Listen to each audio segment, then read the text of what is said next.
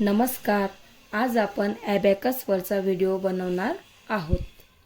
आज आपण ॲबॅकस टूलची माहिती समजून घेणार आहोत. तुम्ही आता बघितलेलंच आहे, सर्वांकडे ॲबॅकस किट अवेलेबल असतेच. सर्वात पहिले जे ॲबॅकस किटवरील बाजूची साईड आहे तिला आपण आउटर फ्रेम म्हणून म्हणतो. तिला आपण आउटर फ्रेम असे म्हणतो. नेक्स्ट 1 2 3 4 5 जे व्हाईट कलरचे जे डॉट्स आपल्याला दिसतात त्यामधील जो मधातल्या बाजूला असतो व्हाईट पॉइंट त्याला आपण हाऊस पॉइंट असे म्हणतो.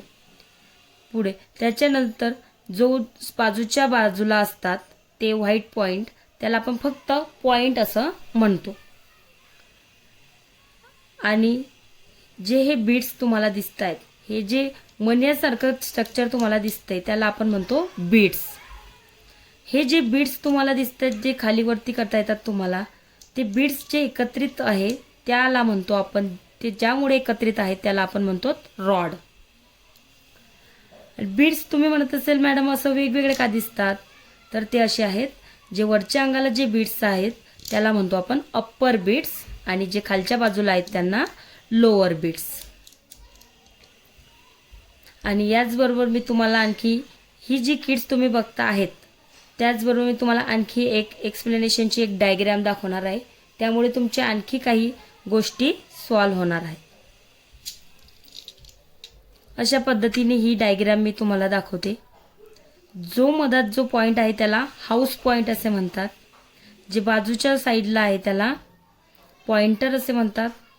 नेक्स्ट अप्पर बीड्स, जे वरच्या बाजूला जे मणी तुम्हाला दाखवले ते अप्पर बीड्स. आणि जो मधामध्ये जो पॉइंट आहे, मधामध्ये जी रेषा आहे त्या 3 पॉइंटला पकडून ठेवलेली आहे तिला म्हणतो आपण मिडल बार. आणि जे खालच्या बाजूला जो मला ती जी बीड्स दिसली तिला म्हणतो आपण लोअर बीड्स. आणि जे वरच्या बाजूला होते ते रॉड्स. एका रॉड्समुळे आपल्याला तुम्हाला एका रॉड्समध्ये तुम्हाला वरचे अप्पर बीड्स लोअर बीड्स जे दिसतात त्याला आपण रॉड म्हणतो. आणि या सर्व पॉइंट जे एकत्रित ठेवलेले आहे त्याला आपण आउटर फ्रेम असं म्हणतो. तर सर्वांकडेच ही ॲबॅकस किट आहे. त्यामुळे तुमच्या आणखी काही गोष्टी ज्या एक्सप्लेन झालेल्या असतील आणि काही गोष्टी तुम्हाला आवडल्या असतील. धन्यवाद.